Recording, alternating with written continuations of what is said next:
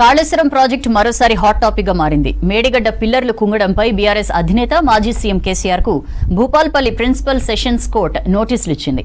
ఆయనతో పాటు మరో 7గురిని సెప్టెంబర్ 5న తన ముందు హాజరు కావాలని ఆదేశించింది. ఇప్పటికే కాళేశ్వరంపై జ్యుడిషియల్ కమిషన్ విచారణ జరుగుతోంది. ఇప్పుడు కోర్టు నోటీసులు చర్చనీయాంశమయ్యాయి.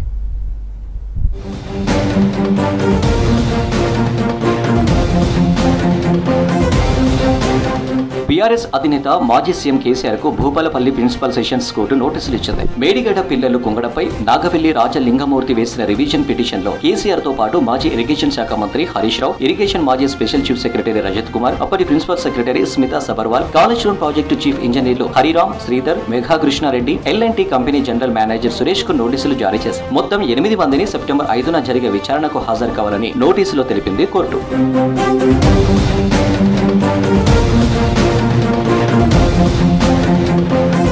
మేడిగడ్డ బ్యారేజీ డ్యామేజ్ పై గత ఏడాది అక్టోబర్ 25న స్థానిక పోలీస్ స్టేషన్ లో ఫిర్యాదు చేశారు పిటిషనర్ రాజలింగమూర్తి. ఆ తర్వాత జిల్లా ఎస్పీకి, డీజీపీకి కూడా కంప్లైంట్ చేశారన్నారు. అయితే ఎఫ్ఐఆర్ నమోదు చేయకపోవడంతో పాటు ఎలాంటి చర్యలు తీసుకోకపోవడంతో కోర్టులో రివిజన్ పిటిషన్ వేశానన్నారు. తాను మొదట first class principal judicial magistrate కోర్టులో పిటిషన్ దాఖలు చేశానన్నారు రాజలింగమూర్తి. అయితే ఎలాంటి కారణాలు చెప్పకుండా మెజిస్ట్రేట్ కోర్టు తన పిటిషన్ కొట్టివేసిందని చెప్పారు. ఆ తర్వాత హైకోర్టు సూచించడంతో భూపాలపల్లి జిల్లా కోర్టులో రివిజన్ పిటిషన్ వేశానన్నారు. మేడిగడ్డ మీద గత ప్రభుత్వం 9 సంవత్సరాలు కేసీఆర్ గారు చేసిన దాని మీద, అవినీతి మీద మేము పోరాటం చేయడానికి సిద్ధంగా ఉన్నాం.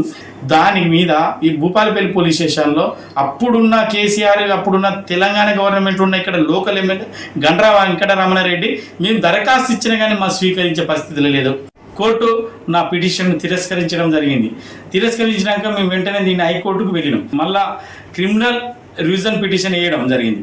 నాయకులే కానీ అధికారులే కానీ అవినీతికి పాల్పడితే అంతమంది మీద విచారణ జరిపి చర్యలు తీసుకోవాలి. కోర్టుల మీద ప్రజలకు నమ్మకం ఉన్నది, మేము న్యాయం జరుగుతుంది అనుకుంటాను. భూపాలపల్లి కోర్టు కేసీఆర్ సహా 8 మందిని నోటీసులు జారీ చేయడంతో కాళేశ్వరం అవినీతి వ్యవహారం మరోసారి రాష్ట్ర రాజకీయాల్లో హాట్ టాపిక్ గా మారింది. ఈ ప్రాజెక్టులో ఏకంగా 1000 కోట్ల అవినీతి జరిగిందని కాంగ్రెస్ ఆరోపిస్తుంది. డిజైన్ తో పాటు నిర్మాణం, నిర్వహణలో లోపాలతోనే మేడిగడ్డ బ్యారేజ్ డ్యామేజ్ జరిగిందని ఆ పార్టీ నేతలు ఎప్పటి నుంచో ఫైర్ అవుతున్నారు. నేషనల్ డ్యామ్ సేఫ్టీ కూడా ఇలాంటి నివేదిక ఇచ్చింది.